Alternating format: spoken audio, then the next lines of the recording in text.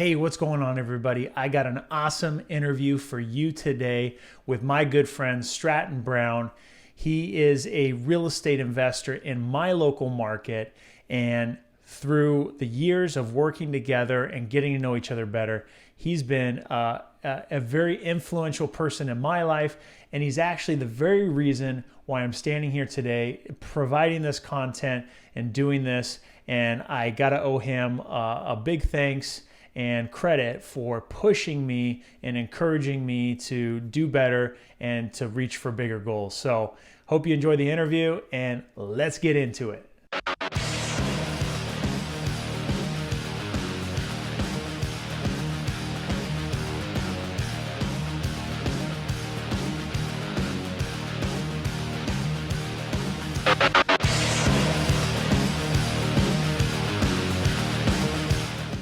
All right. What's up, everyone? This is Dean Rogers. Welcome to today's episode. We have a special guest with us. Got my good friend, Stratton Brown. Stratton, welcome to the episode, man. Thanks for having me on, Dino. Of course, man. Hey, there's no one better to have on today for the first interview than you, because, dude, you pushed me over the edge, man. You pushed me right off the cliff. You sent me the links to all the stuff I needed to buy, and you're like, I got a team that can manage it all for you. So just like, let's go. Pretty much. So, dude, that was what I needed, man. I mean, for most people, for most things in general in life, like, they create their own barriers, they get in their own way. And I just got to say, like, thanks as a friend, man, for just being there for me to be like, yo, get out of your own way, get into it. Like, you'll love it. You'll be good at it. Just do it. Right. We'll be good at it. You're pretty. You'll look great. It's going to make you more money over time. It's going to bring you more deals, all that other good stuff. I think it's the best thing. Really, any business owner should be doing more social. It just gets you free advertising by you. Instead of having to pay these massive conglomerates money and ads, we can just go online and go reach as many people as we can if you can build up your social media handles big enough. 100%. I mean, you and I feel the same way. Like, the more people that we talk to, the more hands we shake, the more relationships we build, like, the more it just impacts and makes our life better. And it makes it more fun too. Like, being able to talk with people like you all the time, rather than just stay in my home office and crank out deals and just talk to sellers or buyers. Yeah. You know, like, it's way more fun being closer to people that are like-minded, people that are going through similar experiences, both good and the struggles that we face. So I just appreciate you a lot, man. Oh yeah. Thanks for having me on, dude. So, hey, I'm thinking for today, let's just, for some people that don't know like who you are, right? Even though I think a lot of us that are going to be watching this, at least at first, and as you know, my audience grows over time, I want to bring on people from our local community and just put a spotlight on the great people that are in our community and kind of grow the audience from there, right? Yep. And so, just for those that don't, I got some stuff to dive into. Then I'm just going to hit you with some random questions and just kind of pick apart who Stratton Brown is. So let's start with football, man. I know that obviously there's a lot of backstory to who you are and who made you, but like, football, I'm sure was, or maybe even still is, a big part of your identity. Yeah, bro. I mean, I'd say it took me a while to learn a skill that I developed in sports over time that I could actually use in business. And I'd say football for me, like football and sports in general, I did the math the other day. I've been in 55 different organizations throughout my life. Like, all sports teams are just organizations, right? Yeah. Some of them are led by good people, some of them are led by shitty people, mediocre people. And so I'd say that is what's played the biggest role in my life, is I've been around amazing leaders, really bad leaders, and all that other good stuff. Like, over time, you too, right? I mean, oh yeah. Since we're 5 years old, we're in 3 different organizations a year, is what I say. Like, we're playing 3-4 different sports. That's 4 different sports organizations that you're in, where you can see how to make people operate the right way, the wrong way, how to make people feel good, all that stuff. And so that's what sports has played the biggest role for me, is helping me develop my leadership skills. Yeah. And outside of family, like, those people are going to be influential in your life to help kind of to motivate you, to sometimes unmotivate you and not make you feel good. And you learn kind of what are the things or people to avoid. And yeah, that plays a huge impact. So you, for those that don't know, you were a stud at Fresno State. You were, killing it there, dreams of the NFL. And, what happened from there? My senior year, I hurt my neck pretty bad. For those of you who know sports, I came out of a third. I was playing safety, and a running back broke, and I went head up with him like 30 yards out, like just a dead sprint. And I thought I went low enough, and I legitimately like went head to head with this guy. And I messed up my neck so bad to where when anybody tapped me, I'd get a stinger. So for the rest of the year, I finished 17th in the country in tackles and all conference with a bad neck. But I didn't practice because if anybody touched me, I'd want to crack. That's wild, man. Yeah. I mean, especially football, but sports in general, like most of the time you're playing injured, especially football. There was always something wrong going on with my body. I know my senior year, we were in camp just before the season started, and we were doing a blocking drill, and I got kind of tangled up and was trying to get off of the block, and I ended up falling on my back, and both offensive tackle and a defensive end both fell right on top of me where my legs were kind of crunched up, and it like compressed my back so bad. And it was so locked up. I was having spasms. Like it felt like I had a steel bar in there. It was that stiff. And I could only walk like this. And I remember grabbing like the inside of a door frame and just going like this, and my whole back just going like, dude. And it was brutal. And I've had neck injuries too, really bad ones, to where I, couldn't move my neck. So it's brutal, man. And a lot of that is timing and impacts. It's so crazy that small part of our lives makes a huge impact on the trajectory. Cause who knows, like maybe you would have been in a better position to be seen at practice by NFL scouts and be a little bit more healthy to make, a longer career out of the NFL, Oh, for sure. I had a sports hernia my senior year too with that neck injury. When I got to Seattle, it was 3 months after my sports hernia surgery. I went in at the same time as Malik Hooker, who went like 10th overall. He played safety too. He didn't even touch the field until like the first week of the year of like actually getting ready and like running and stuff. But it's a completely different game when you're coming out of a mid-major compared to coming out of Ohio State, right? Like you just got to play a different game. You got to get out there and try and get picked up. Yeah. So much of sports, and then us both having a football background, is about timing, from coaches, from, scouts, from all that kind of stuff, injuries, and a little bit of luck too. Like, bro, it's a decent amount of luck. Cause like, think about Nnamdi Asomugha, who got fucking exposed when he left the Raiders, but he was in the right system when he was with the Raiders. Yep. But I feel like it's half of it is talent. Half of it is so many other variables. Yeah. Cause you'll see freak athletes that don't make it that play great too. Cause there's freak athletes that just don't have the skill within the game. Like there's someone that might run a 3.940, which I don't even know if there's ever been a human that has, but let's say he does. Give him the ball, he's fumbling it all the time. He he just doesn't put it together. Just doesn't have it. And some people are slow, but they just have it and they just kill it, Exactly. So anyway, I'm similar to where so much of my life was structured and a lot of my identity was around sports. So what I find interesting talking with people like you is just seeing people who have had success and big wins in sports come out of sports, because I've seen a lot of football players fail big. I've also seen a lot win big, and a lot of that comes down to just like taking that same approach to the game, to the sport and the discipline.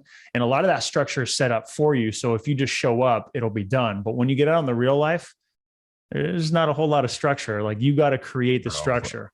So you can just fail. And in most cases, people aren't going to be there to pick you up. It's up to you. Nobody cares. And the hardest transition in my life, I would say, was after college. Of what do I do with my life? Your identity's gone. You have no monetizable skills. I was watching a podcast Yeah. with Ryan Pineda, bro. He had a degree in economics from a decent school, and he couldn't even get a job. And he played pro baseball. Right. So, okay, I can put pro football player on my resume. I can put all conference. I can put played on USA Rugby. I can put all these different things, and I still couldn't get a job. And luckily, ended up at the end of football getting a job here at an investment company just down the street. Ended up handling a lot of the day to day there, and then I kind of took off from there.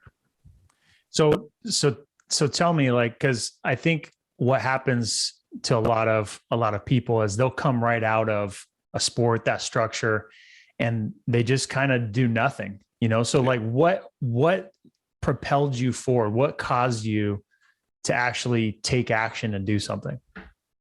I was a single father. I was a single dad, and we Dude, didn't there's a have lot of deadbeat single fathers though, dude.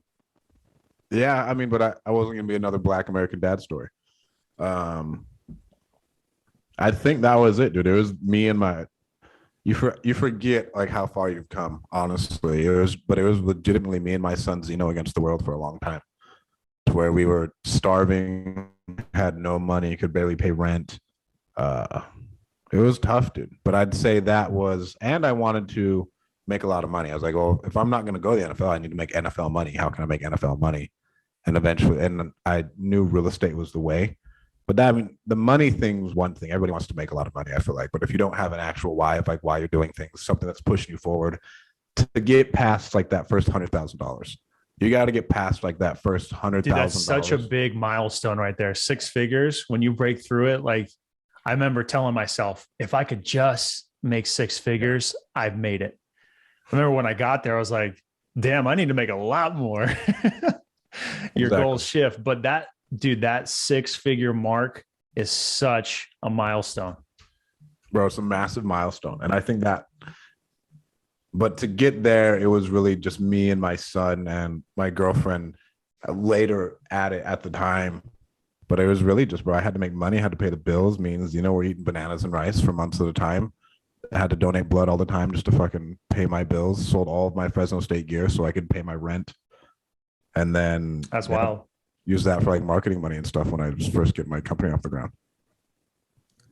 That's wild, man. Yeah. I remember being month to month for, you know, a year and a half plus, coming out of the NFL, going to the real world, getting a corporate job and living in a tiny 424 square foot apartment and just feeling dead broke. Like, dude, this isn't it. Like, I got to find something else. Right. And just Googled how to get started in real estate. So that's what I'm interested in is like, how did you know real estate was going to be it for you to get you into the business world and kind of get your footing? Like, how did you know real estate? I didn't even start thinking about business until like a year ago, honestly. I would say when I was playing at Fresno State, I was partying my absolute ass off. Like I was going hard. And so I was like, bro, and my friend was on the Chiefs at the time and talked about Travis Kelce, like spent his entire $80,000 signing bonus just on partying. And I was like, bro, so odds are you're going to keep going hard and you want to enjoy the lifestyle. So you need to learn how to invest your money so you don't end up on a TV show like broke. You know what I'm saying? Mm-hmm. And so I started listening to like, while I'm training for my pro day, I was listening to like Dave Ramsey, Grant Cardone, Bigger Pockets, Napoleon Hill, listen to all that stuff. And so like I knew what I was going to do with my money as soon as I got in the NFL. I didn't make dog shit. I probably lost money going to the NFL in the grand scheme of things. Right. Something you had to do though. You had to do it. That's what I had to do. And then I came home from Seattle and I started like a home inspection business, to like a mock inspection, went through a crawl space, and I said, I'm not doing this shit. And I was always going to meetups, right? So I was going to like, I don't know if you know Jay Orlowski, he doesn't run his downtown at Bitwise anymore, but I started going to that one like in the middle of the day. I started going to like Henry's, I was going to Don's, and I met my good friend and still mentor, and I ended up working for, Alan, at the time. And he was like, yeah, 3 years ago, I was driving a tractor for 30 grand a year, 20 grand a year. Now I make 200,000 plus a month. I was like, oh yeah, cool. He's like, yeah, I'm gonna buy a jet too, and I own 60 rentals. I was like, oh yeah, that's cool. I didn't think much of it. And then I did my home inspection shit. It was awful. And from there, then I just called Alan one day and I was like, "Hey, bro, what do you do again?" He was like, "Oh yeah, I do this." He's like, "Go get an app called Property Radar and go knock on a bunch of doors of people who are about to lose their house and see if they want to sell." And I did that when Sierra was Zeno's mom was pregnant for. I did it so much that she thought I was cheating on her because I just wake up and I'd leave, and I'd come home when the sun went down, and I just keep going knocking those pre-foreclosure doors, and I was just doing that consistently. But that's how I got started into real estate. I mean, everyone's got a path getting in, right? And so, like, what led you to go to those meetups? Like, how did you know Bigger that was a pockets. thing? Bigger pockets. And how did you find bigger pockets? I think I was just looking. I was like, where do I invest my money? You were just searching, huh? I was just on Google, whatever, in between playing Skyrim and training and whatever. I was just like looking of ways like I could invest my money. I was like, I know I'm going to be rich. How can I protect myself against myself? Right. See, I mean, I'm stoked that I chose real estate to sink my teeth in. I could have been any business, any industry to like go all in, but I just happened to go in real estate, and it's such a good broad industry and Yeah. such a good asset class that I'm thankful that I just was a little bit of lucky, a little bit lucky to have chosen that. I think the wife left to go get some food. The baby's up. So I'm gonna put myself on mute for a second, grab the baby, be right back. 1 second. For those of you guys who don't know Dean, I'll be on the phone with Dean and he'll be herding all three children at the same time. Got the baby in his arms, got the two kids fighting in the background. He's an amazing dad that way. I don't know how he does it. We only have our 1 4-year-old who is absolute mayhem. Oh, there's the baby. What's going on, Chunkers? She's not happy. She's like, I was crying in there. You didn't hear me. Well, she's cute enough. I'll try to have her in here till the wife gets back and put myself on mute if she's crying.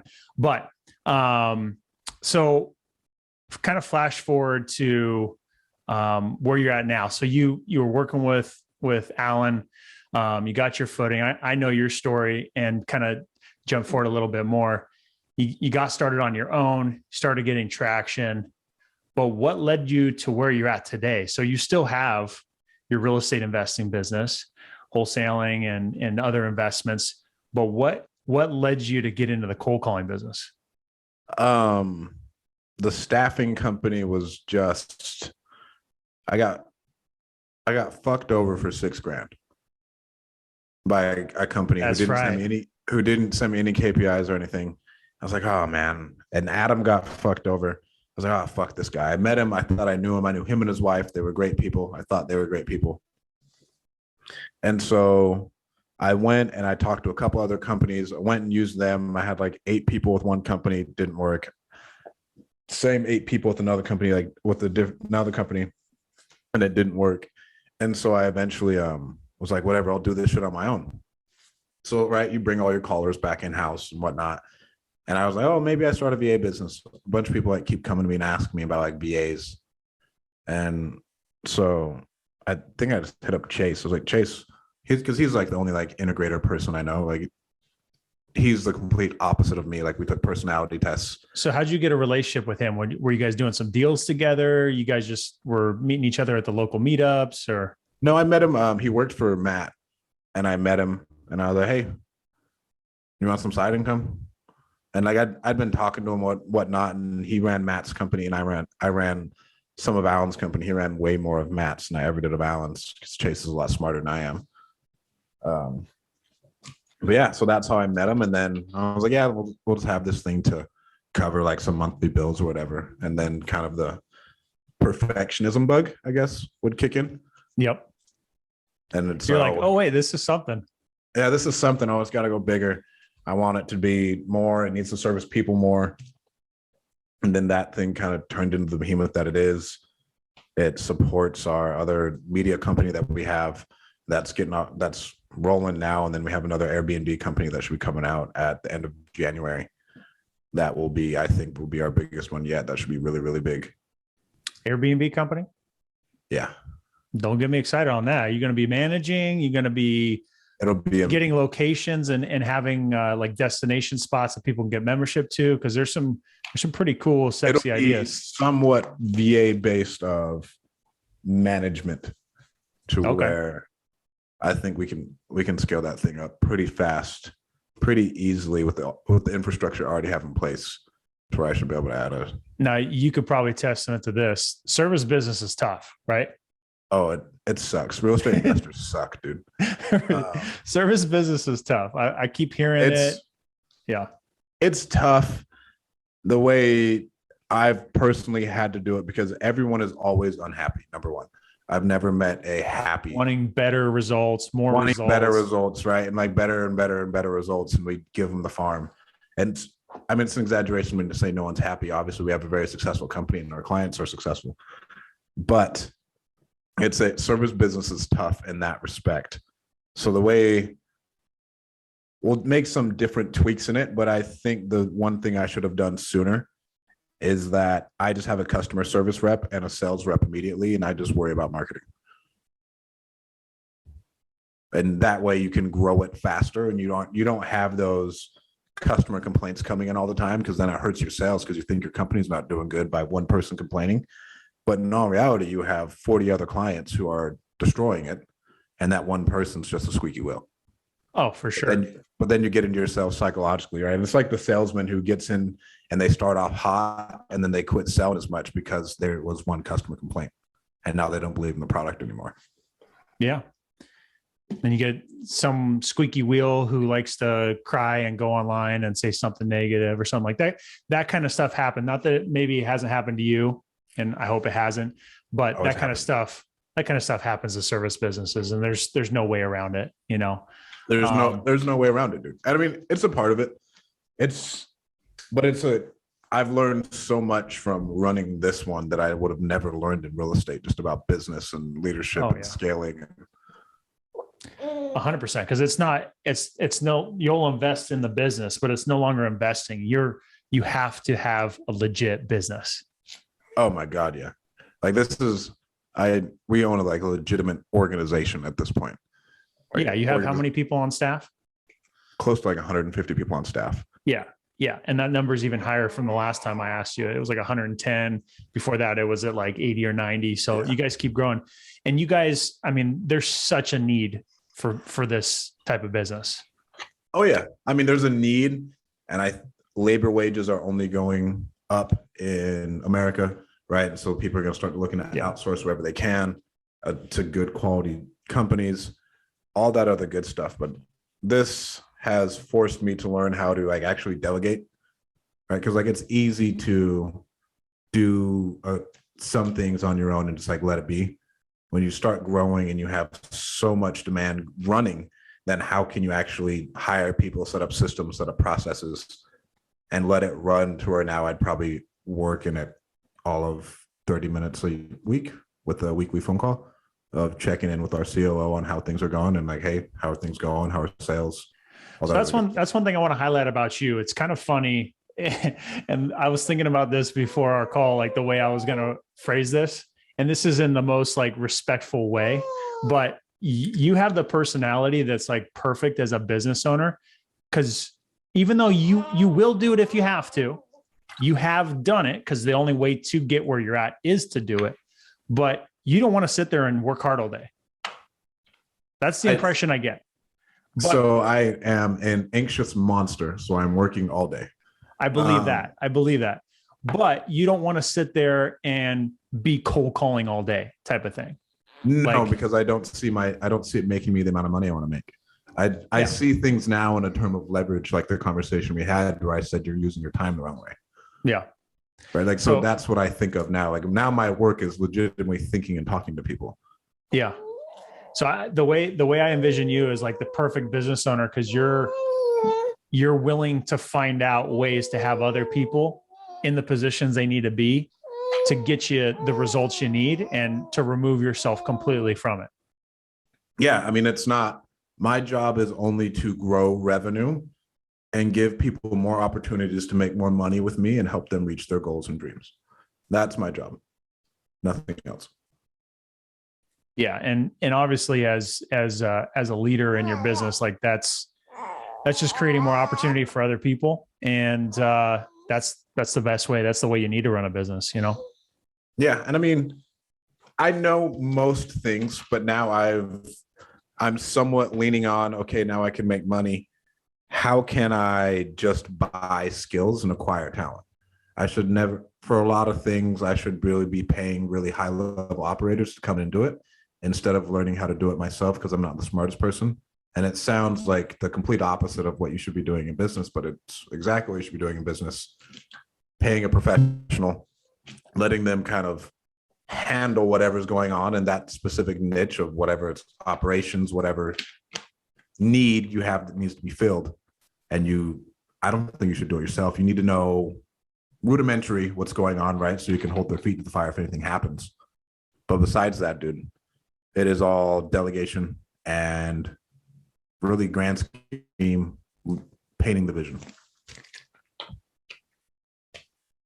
100%. I mean, our business has multiplied several times this year, and that's as a result of handing over more responsibility to other people and focusing on other revenue generating things and letting other people work on what they're best at, right? That's the only way that we've gotten to where we're at, for sure. Oh yeah, but it's a hard thing to let go of. I know people read traction a lot and they think they get it, but you really have to find people who are going to make your team an A team. Like Glenna, at a point in time, who was our COO and Call Magicians, managed like over 1,000 people at Alorica. And so she is way better at what she does than I would ever be. And she may not be painting the vision as good as I am, but as far as operations and everything else, dude, she's the shit. And we wouldn't be able to get where we are without her. Yeah, 100%. Or without my partner, Chase. Just to shift gears, what do you think? Do you think it's harder or easier for someone to start a business today? Bro, it's so easy. Oh, I'll give you a minute while you pass off the chunkers.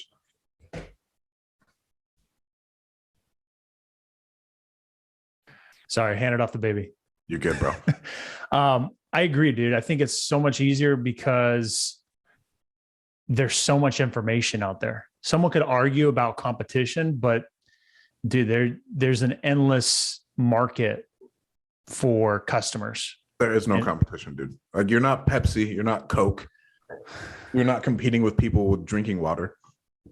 There's so many humans, and you can come up with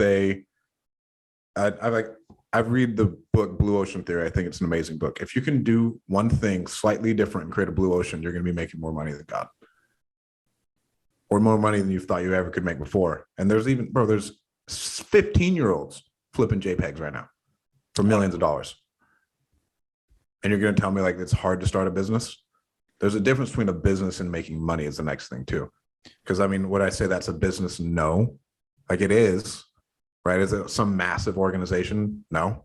But you're still making a lot of money. It's a different way to look at business. It's not with employees and the normal sense of a brick and mortar type of business. Yes. But today there's almost infinitely more ways to start a business and to make money just online. Like you don't even have to see people. You just put a product out there or a service or something to that effect that people can buy and exchange money.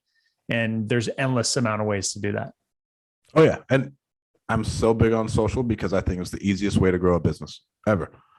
I think if you have a decent social, what you've done with your dispo, to where we still need to work on deals with Dean, but you just get on once a week, talk about the deals you've done, just post screenshots of, hey, here's me sending money. I already got 3 videos. They're in the conveyor belt right now, getting edited. They are? Hell yeah. But that's all you need to do. And then, okay, now that adds 20, 30, 40, 50, even close to like $100,000 of monthly revenue to a company and JVs, all from social media. And that's whenever you're starting a new wing in a business, you're starting a completely new organization, like for the most part. Oh, so you did that completely with social media. Yeah. just social media, word of mouth, and it keeps growing. Like it almost seems like on a regular daily basis, we have new people reaching out. Hey, can you check out this deal? Hey, I just got this deal under contract. And it's kind of a snowball effect. And it only works, and we're getting the results we can because the product's good. We get results. Yeah, the product's good. We get results for people. And the biggest thing for me, it's all about like trust, like working with the right people. Cause I've worked with the wrong people before and gotten scammed and lost money. And so working with the right people is everything to me. And so many people, when they're newer, they're nervous to share information because they don't want to get burned. And I've been there, so I get it.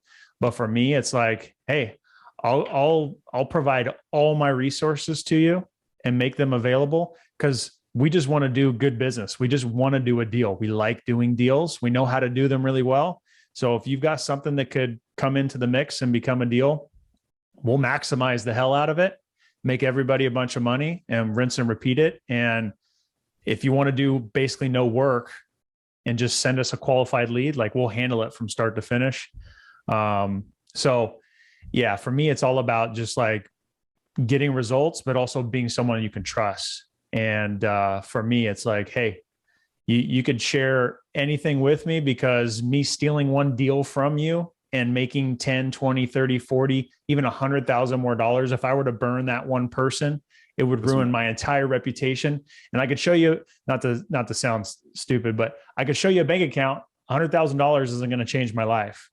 It's not going to change the way I'm living my life right now. It'd be nice to have an extra 100, but it's not going to change it. Exactly. So if I lost it or made an extra, it's just not worth it to me to ruin a reputation, because reputation is everything. Like you've made a name for yourself. Like you're a cool, not only a cool dude, but like you know how to put businesses together. You know other people and how to put relationships together. Your business that you're building out, like you're a known dude in our community now. Hopefully, yeah. I mean that's the goal. Thank you. That's the goal. So shift gears a little bit. Like what's a day in the life look like for you? Oh man, I'm still trying to fucking figure it out. All these people who talk about how they have like their routines nailed down. I feel like I travel too much for my routine to be nailed down. Mm-hmm. Ideally, travel throws routines off like crazy, bro. It's so hard. I've over the last like 4 months, I've been traveling so much, it's insane. Ideally, wake up at like 4:30, 4:40. From there, wake up. You really wake up that early? Yeah. Because you have an alarm clock that goes off, or because you went to bed so early your body just wakes up? I have an alarm clock, dude. All these dudes who say they can do that, like, no. I have kids that wake up. They wake up at 5 or 5:30, and their ass is coming in waking us up. That's fucking insane. That's my alarm clock. No, my son will be hung by his toes in his room and told to go back to bed. But they've been shifting it up a little bit. They realize, you know what? If we wake up at 5, if we are quiet and go get the iPad, we can go watch a movie in our room for 2 hours and no one will know anything about it. Yeah. They've been doing that a lot lately. My son sleeps till like 8, but I'll wake up then. I'll either go to the gym. So let's say I go to the gym. If I'm in Salt Lake, I go to the Buffalo gym with my friends, or I just go to the Fort Washington gym just down the street from my house in Fresno. And then from there, I come home, journal, read, meditate. And if I'm in Salt Lake, I will go and hoop for about another hour and a half in the morning. If not, I'll you got some good runs in Salt Lake. That's where it's at. Yeah, bro. There's good runs in Salt Lake. And it's indoors. There's no indoor spots out here. So I'm not going to go hoop out in the morning. Yeah, that's what I love about San Diego. There's a lot of places to go hoop, and there's so much talent like throughout all of San Diego. Any spot you go to, you're going to get a good run. Right, like you get a solid run, and I'm by no means a good. I can play defense, rebound, and I got a mean jumper, right? But I'm not going to go out there and fucking give people buckets. But I can go out there and I'm athletic enough where I'm not worried, and then I get really good cardio. I love basketball for staying in shape. Yeah. But then from there, and I have a bat phone that. So what are you doing this every day? Like, is this a daily, I go work out and play basketball, or is it a couple times a week? Or if I'm in Salt Lake, it's every day. If I'm out here, I play basketball 3 times a week, and I'll try and play football like 2 times a week. and I'll Oh, you go play on. football too? Yeah, I go play flag football and fuck off. Okay. Just go run around. Is it organized or just random homies getting together? Sometimes it's organized, bro, and I really go out there and I talk shit for 3 hours straight. I can see that. I could see that. Dude, it's funny because like you wouldn't, I don't know. I'd be curious to get someone else's opinion if they would think I would be a shit talker or not. But dude, when I get on the court, like I just get super amped. I just get super competitive, and I love talking shit. It's so much fun. Bro, it's so much fun. Like, I love it, bro. I love talking shit and getting the most out of people. But I talk shit to the wrong guy, dude. One dude who like played in overseas for like 8 years, and he backed my ass tore down. You up, huh? He tore my ass up. Well, you got one bucket on him, and you thought you were hot shit. And got one bucket, right? Well, I think I swatted him. Oh, okay. And then like I was like, and then I was like, all right, big boy. And I said something, and then he legitimately just backed my ass down and laid it up. I was like, oh. But after that, I come home like 7 o'clock. I always take my son. 7 o'clock, I'll do that whole routine. So I'm working out, doing my morning routine, journaling, reading, planning out my day. If I have time to get like deep work in, I will. And then from there, I eat breakfast with my son and my girlfriend, and then I take my son to school. Then after that, I have self-storage time to where I'm looking for storage deals and whatnot, and then or talking to sellers, whatever it is. And then finally, after that point in time, my work phone turns on and I take on whatever fires need to be put out or whatever. And then from there, it's all varies every day. Mike on here, he's saying he's all tight ends, baby. He's like, that's why DB shouldn't be talking shit. Oh, bro, the dude was a D end. He wasn't a tight end. DBs are always talking. They're running their mouth all day long. Bro, I love it. Bro, I can't help myself. I can't help myself. It's too fun. And people get really legitimately frustrated. Oh, yeah. I could take people out of their game. And I don't get it. It's that mental aspect of the game. All right. What else are we talking about? The routine? Yeah. So what do you like about your routine now, and what do you not like? It's hard to keep a routine with how much I travel. That's what I don't like. Right now, I love the way my days are set up. I can do whatever the fuck I want. Like I time block things just so I can make sure things get done. So every morning, the storage time is just so I can work on self-storage, whatever. Does that work for you? Like, hey, if I blocked off storage time, I got these calls coming in, I'm going to ignore them because I'm on storage time. Yeah, my phone's not even on during storage time. That's pretty hard to do because I got calls coming in all times during the day. And that's low key one of my superpowers, call it good or not, and part of why we get repeat business and continuous business is like, hey, someone's got a deal or something that needs help to potentially be a deal. It's like, I'm available, and that's, yes. That's something that's tough. It's something that's tough because it's not scalable in the sense that if you want to have freedom and have more time for the family, you want to have more time for yourself to go play basketball and do stuff during the middle of the day. Like that's not a scalable thing. If anything, we've already talked about this. I think an assistant or a legitimate client relations person that you're trying to handle. Yeah. And that is their sole job, and their job is just to be you. And it's a really outgoing person. Shout out to anybody who's watching this. If you're looking for a job and you have an awesome personality, you're good at sales, relationships, we're looking to hire someone for business development, solely focuses on relationships all day long with other investors, wholesalers, realtors, just to build those relationships, let them know what value we offer, to source deals out of them, go on appointments for them, do whatever you got to do, which is what we're already doing, but someone doing it full time. I think someone doing it full time, because where me and you differ, I want my time no matter what. To where, yes, I will give people my time, but if I run into that to where I notice like my phone is ringing off the hook for some reason, like, oh my God, I got to hire someone for this. Yeah. because then I feel like a shitty dad. Well, and 100%. I don't like my kid going off in the background because he's so loud. And I'm not like you because I love what you have going on with your dynamic with your children. But my son's so used to me being on the phone that he just doesn't really talk as much. Yeah. Oh, my kids are absolute animals when I'm on the phone. They Animals. almost, if like I'm in this setup right here where they know I'm in the office, okay, because most of the time I'm like roaming around throughout the house, right? Yeah. Doing stuff. But if I'm in the office and they know they're not supposed to be like making noise, they'll come in with the biggest smile, bust open the door and like la la la la, and just like a biggest shit-eating grin on their face. And then I'll That's chase why I them go to out. my office. Yeah.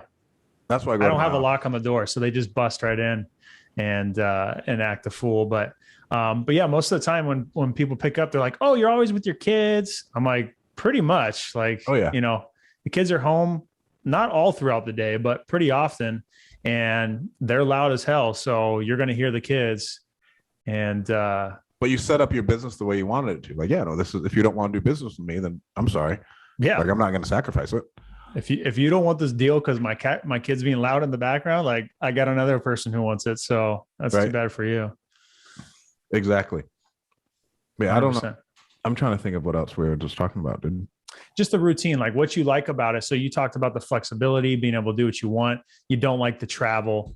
So The travel just makes it hard because I really do like this year. I want to spend a month in Japan. If everything calms down, I'll probably be able to do it.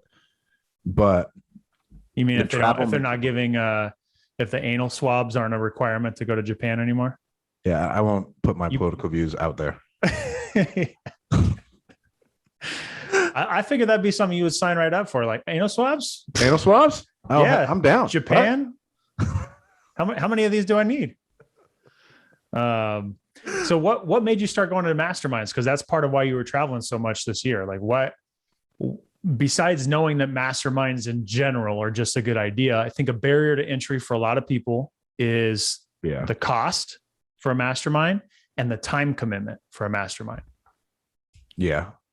Yeah. And so many people are face down in their business that they're like, I don't know if I can put my money over there and commit it. And also, I don't know if I have enough time. I don't know if I can get away from my business for 3 days.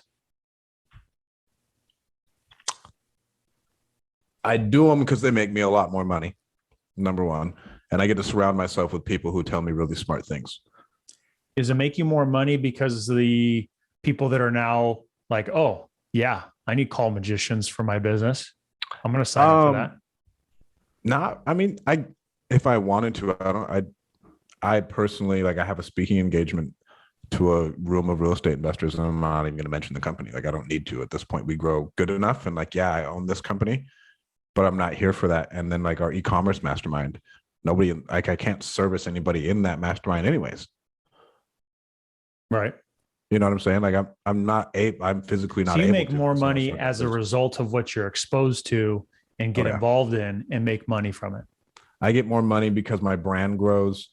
I get more money because I can raise more money from different people if I want to buy real estate deals. I make more money on top of all that just by talking to people who are doing absolutely insane shit that I never even thought was humanly possible. And it's like, oh wow, I can do that. Like I've been thinking like That really does something for the mind, man. That does something for the mind. When you get around some people that are like, act like us, look like us. It's like when I was in the locker room sitting next to Phillip Rivers, yeah, and he's making $100 million and I'm just getting, rookie salary. And hey, Dino, how's it going? He's jumping in the cold plunge pool. Like who can see, let's see who can hold their breath the longest. He's just like goofing around like one of the guys. He's not walking around with like, right. Whatever picture It you does want to paint. something to your head, dude. Like, cause like you don't know what it'd even be like. And I think the number one thing I told you about was Josh. Josh and Mark have blown my mind this year to where Josh is 28. Josh's companies, I think, altogether are valued at like $800 million. Josh is the goofiest, most head-ass motherfucker I've ever met in my life. And he's just a regular guy. Awesome dude.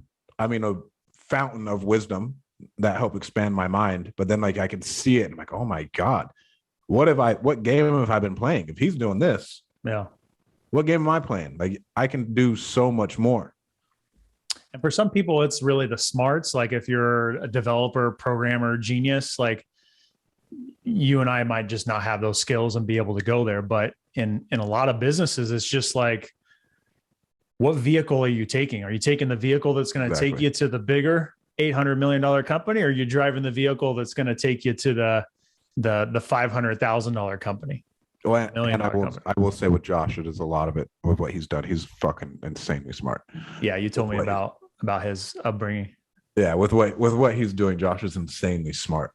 But I mean, yes, you can say that, but then even being around that, and then now that person's no longer in a magazine, and I can touch them and I can feel them, and now it's actually real. I'm not just reading about it, and it's not like Elon Musk and like Josh is going to be a billionaire by the time he's 30, and not most people haven't even heard about him. Right. That's cool too. That's especially cool. My dad always told me, like, you want to be the richest person no one knows. You want to know people who matter need to know you. That's all. Right. Yeah. But obviously there's the celebrity route that then is like a whole nother kind of consuming kind of world in life, you know? Yeah. Like we don't do this to, I mean, who knows? Maybe it could get that way, but we're not doing this to be YouTube celebrities. We're doing this to expand our network of people. Yeah. You know what I mean? Like this is opening more doors and is going to help our businesses. And it's also going to help other people too. You know, there's no doubt that the $1 million+ revenue we've done with the friends with benefits model that we have in our business, where we're working with other investors, is blessing their lives. It's also blessing our lives. You know, like everybody's winning as a result of it. Oh, everybody's winning, dude. Yeah. Everyone is winning. And anybody who's hesitant on doing social, and that's why I was so big on you. Like, bro, it's going to 10x your business. I know it's going to 10x your business. Another thing that was kind of a barrier to entry for me, or kind of like preventing me, it's like, well, how many people are already on social media? How many people have YouTube channels? There's too many. Like, what am I going to be? Like a little blimp that has no impact, gets no viewers, gets no followers or subscribers? Like, but it's not a zero sum game. It's not like only Stratton can get the follower and Dean can't. You know what I mean? Exactly. There's plenty of eyeballs on YouTube that are going to allow. It's a big enough ocean for all of us to swim. You know? Yeah, it's a big enough ocean. And I mean, some people are just going to watch forever. And who cares if you don't get it? You're not in this to be, what are you, Universal Studios? And even if everybody watches Universal Studios and they watch Sony and then they watch Disney, like, it doesn't matter. Like, what's your product anyways? Like, make your product good enough and then you get the eyeballs that you want. Yeah, exactly. So what's your biggest takeaway from the masterminds? Like, what have you been like, damn, I'm so glad I went because of this? Because sometimes those aha moments, it's just one thing. It might be many things, but like for me, I might watch a YouTube video for an hour and just one sentence, someone was like, oh, if you say this to a motivated seller, this will be it. And I'm like, oh, I'm taking that. And that might be all I took from an hour. So what is it for you with the masterminds? I was planning on making $1 million instead of making $500 million. So you got a better upgraded business plan now? Somewhat, yeah. But I mean, like, and it's a process. It's a process, but framing of what I'm trying to achieve. And it, as weird as this sounds, it's just a simple mindset shift of, all right, I'm pushing for $1 million. It's like, okay, no, what vehicle will take me to 500 million plus? That has been the biggest shift for me this year. Of, I'd say, we're in the storage rebellion because of Kalani, and that one, I mean, they make tons of money and none of them work. And then there's some people in some niches that literally don't work. They just like put some deals together. They collaborate. They don't work. And you don't need to work. That's the next takeaway. Work less, make more. Yeah, for real. That is my moniker. It's all about the vehicle. It's all about the vehicle, and let people actually do their job and empower them. Right. If I'm doing everybody else's job, then everybody hates their job because their boss doesn't think they can do anything. So shift gears here. This is a question I think is interesting. because you may or may not have an answer, but what is it going to take for you to say you're financially free? I guess I'm financially free now, I guess. And I believe that.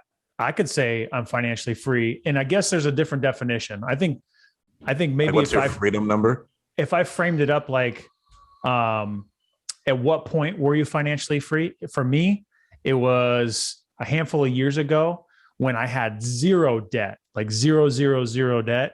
And I was like, whoa, that feels different. You know what I mean? Like Okay. that was a feeling moment for me, a milestone moment where like, oh, I feel a little bit less weight. Like I can get out Yeah. there and just go a little harder. This year has definitely been a freeing moment for me. Like, oh, okay, I can go do other things now. I can go invest $100,000 over on this side project, $70,000 on this side project, 50,000 on this side project. Like I've got more income, and I Yeah. need to go do other things. Financial freedom. At this point, I know how to make money. I'm not worried. I feel like that's financial freedom. I can think and I can make the amount of money I need to do to pay my bills. So a mental freedom of like not being stressed out. Yeah. I mean, everybody's so worried about like, what's your freedom number? What's your freedom number? What's your freedom number? To where not all cash flow is built the same. And yes, you have rentals that are bringing in cash, but something could happen and those go away. What do you actually have as a plan B as well? Or like all these other things. I'd say for me to feel truly comfortable and say I'm truly financial free for everyone around me, I'd need to be making like $100,000 net every month nonstop. And then with that, and that goes into taking care of everyone else who's around me. And then I'd need more money on top of that. No, but that's good though to like know kind of what that number is. And I'm kind of the same feeling, like to know I'm at where I want to be at. It's around that same number. Now, sure, I could say, oh, more would be great. I want more.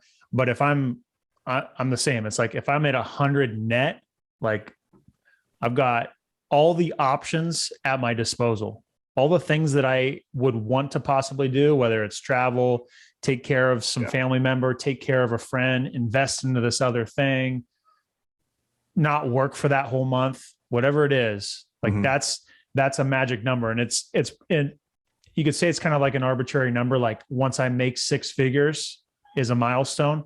That to me is kind of a milestone number to where when I get there and it's truly Cash for me, flow. it's truly passive. like passive. And like For me, I want it to be passive because we're essentially there from a business standpoint exactly for net income, but like we're putting in a lot of work.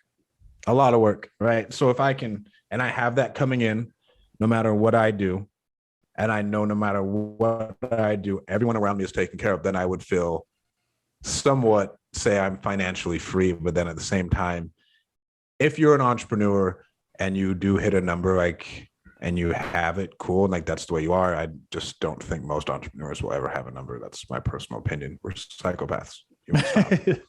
This is true. Yeah. So there will never be a financial number. When everyone around me is taken care of, I will feel comfortable in that aspect. But then at that point, like what are you doing for glory? What are you gonna do to impact the world? How many kids are you gonna help? Like there's all this other shit to where money's like the financial freedom thing, I think is nonsense. I don't know why. I just like, bro, you know how to make money. Don't be that stressed about it. You learn how to make money to an extent to where your thermostat's here. No matter what I do, I will make $30,000 a month. No matter what I do. I can fucking blink and it happens. For me, my biggest personal struggle with that topic of the financial freedom, it's not about whether I'm going to make the money. It's about making sure I don't spend too much. And it's not me. I'm a frugal ass mofo. Like I do not like spending money outside of my business. In the business, it's like, oh, we want to pump up more deals. Here's some more marketing. Throw down. We need this camera that I'm staring at right here. Boom. Like no questions asked. How much does it cost? I don't care. We're buying it because we need it, right? This microphone, boom. But when it comes to like the household, it's like, I don't want to buy new sheets. Like these ones work. You know what I mean? I have that conversation with Kalani a lot. Oh my God. It'll be the death of me. It will be the death of me. And so potentially it's been a little bit of a motivating factor for me throughout the years to like, I got to make more money to keep up with the spending, you know? And the wife at first, she used to be spending on herself, but now it's the kids. Like she doesn't hardly spend money on herself. It's just the kids. So I'm like, I got to figure out that balance there. And it's right. But then tough. we need to be making enough money to where she can actively go spend on herself and it doesn't matter. We can I heard Brad, you know, Brad Leah. Yeah. He said something that kind of made me chuckle the other day, and I kind of agree with him, kind of don't. I don't know where I feel 100%, but he's like saying something about, oh, you know, he usually makes funny mocking people. So he's like, oh yeah, you know, you need your wife to spend less money. He's like, no, motherfucker, you need to go make more money. You need to make more she money. needs to be able to spend however much she wants. You need to go make more money. I was like, okay. I mean, that's kind of the approach I've taken and why I have my own goals and ambition. But that's been a motivating factor for sure. Like, oh shoot, I'm gonna go make some more money because you're trying to upgrade our lifestyle. Money, bro. You should be able to take care of your loved ones and they should be able to spend however they want. And it shouldn't be an issue because if you can't hit that number, then you're probably doing something wrong or you're not growing enough. If you are 20 years into the game and you don't have everyone in your life taken care of that you want to be taken care of, that's an issue, dude. Yeah. You've been working on the wrong thing or wasting time or something. Yeah, you're wasting time working on the wrong thing. Something is going on. Yeah. To where like, bro, like what's going on here? Because your wife should be able to feel comfortable at that point buying whatever she wants. Right. And obviously she's not going to go buy a fucking ranch one day, but she can go out and she can go home goods, whatever, go buy. Maybe she has a sword, whatever she wants to do. Mm-hmm. Go buy it all. Your kids, if they need something, sports, whatever, go buy it all. I'm not talking about spoil them, but they have all the opportunity in the world. And it's not even like the bat of an eye. So what do you think is going to be your vehicle to get you to your financial freedom number to where you're like, I can do whatever I want? I mean, I have to build and sell something. I have to like build and actually sell something to private equity. So you're thinking assets, you're thinking products, what are you thinking? I mean, direct to consumer is interesting. Our service-based businesses, yes, still are interesting. And then, I mean, you could even say development at a high level would get me there. If I really wanted to like actually like go out and develop some buildings. Shopping centers or some stuff like that. Do that. Doing that at a high level can make you a lot of money really fast. Yeah. My partner, he has a friend who he's now partnered with in another business. And that friend pulled him into the development space to where they're building gas stations and doing other stuff. And when you get to that level, it's cash intensive. However, like you're paying an architect to work on the plans for that. You're not figuring out the plans and staying up all night exactly under a lamp trying to draw out the plans. You're hiring someone to do the work. So that's pretty much what that looks like, you know? Yeah. I've been sitting there thinking about what can get me to 500 million. I've been thinking really hard. I don't think, yes, I guess I could go and raise a bunch of money to buy more real estate. That doesn't really sound very fun to me. So I'm still thinking, but at least I know, right? So the goal is 500 mil. And I know the pathway to do it is by building something and selling it. Maybe it is a real estate portfolio. Maybe it's another business. Let me make this easy for you. Just go all in on Pulse X, on Pulse Sacrifice. Hey, is it out? So I'm getting messages as I'm sitting here saying that the Richard Hart tweeted a website to go to start. His whole pulsex.com is still showing the same thing and isn't updated. Let me see right here. Richard Hart Chase just sent me the fucking tweets. Who did? Chase, my partner. Yeah. Let me see. Let me look what we got here.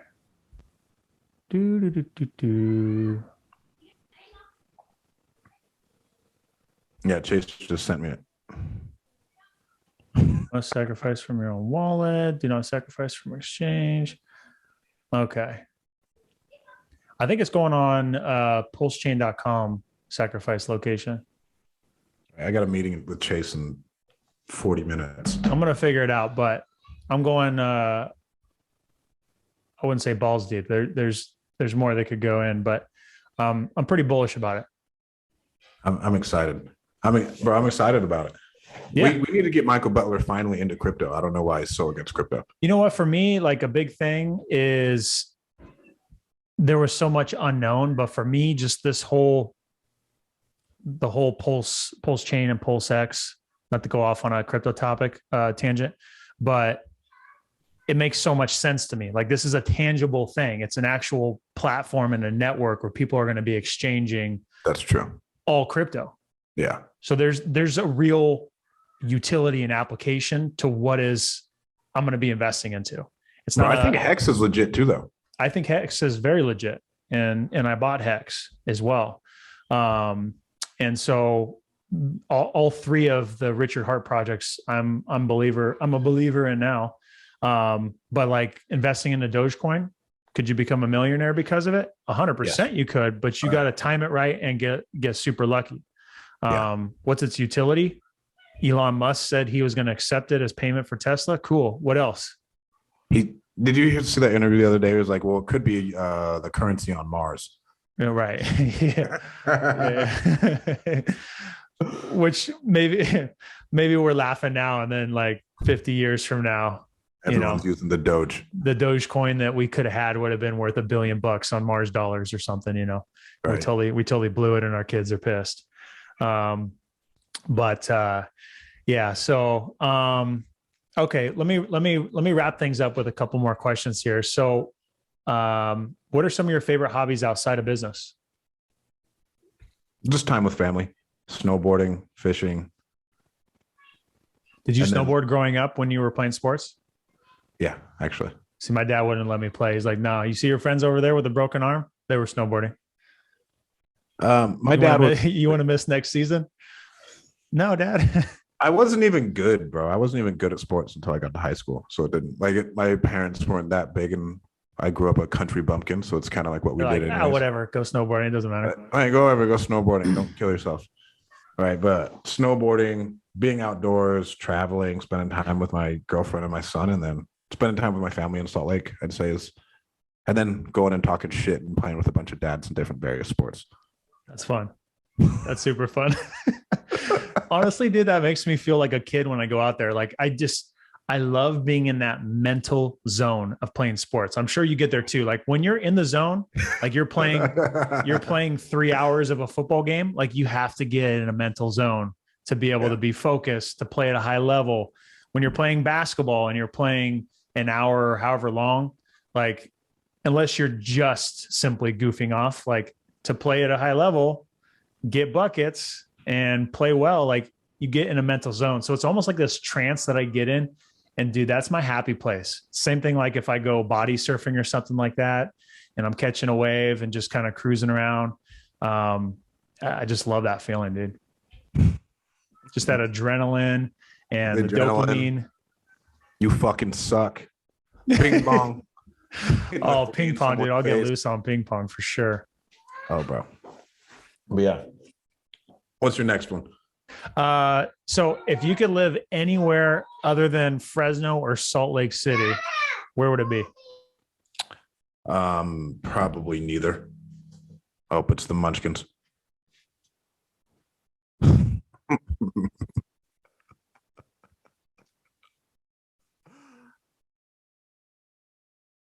This is classic, dude. This is real life right here. Oh, this is real life, dude. Hold on real quick.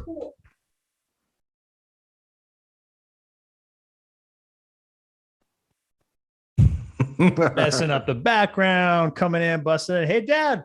They're like, Dad. Phoenix, the middle child, comes in. Hey, Kai, come and see this. I got the lights in the background. I got this little light back here. Come and see this. Oh, silly. So where would it be? Where would you live? It wouldn't be either, honestly. I like our going back and forth now. I really like Dallas and Austin. Texas is pretty cool, man. I can't go there until I can afford like private tickets consistently, and then I'll move there.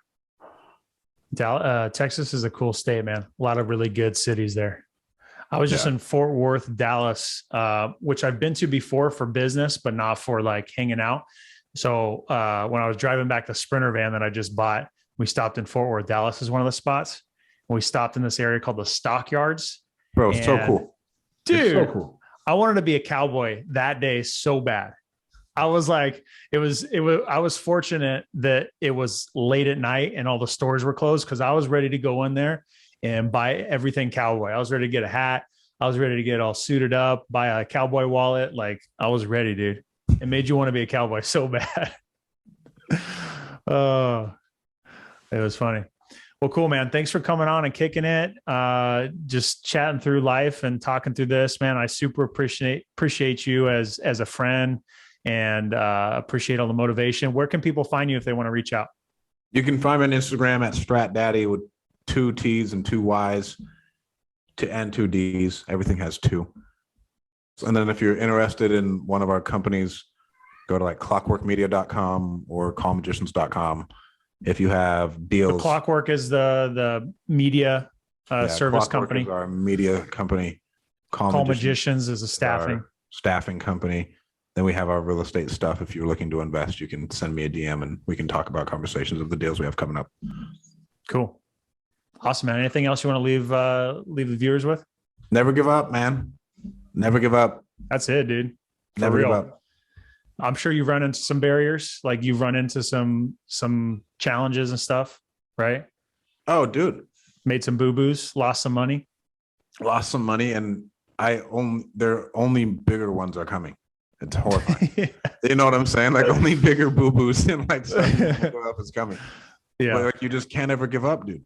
That's the only difference. It really in this entrepreneurship game. That's that's what sets most people apart is like you're gonna get the crap kicked out of you at one point or another. I gave Chris Williams a hard time the other day. He gave me an interview.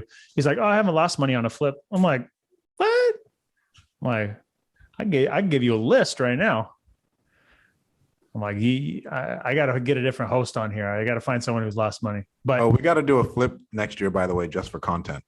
I made that decision the other day. Okay, that's good. Just for content. There you go. I want to do it. There'll be one that will be worthy of it, I'm sure. All right, man. Well, thanks for coming on and I appreciate your time, man. We'll talk to you soon. Oh yeah. Talk to you soon, Dino. Peace.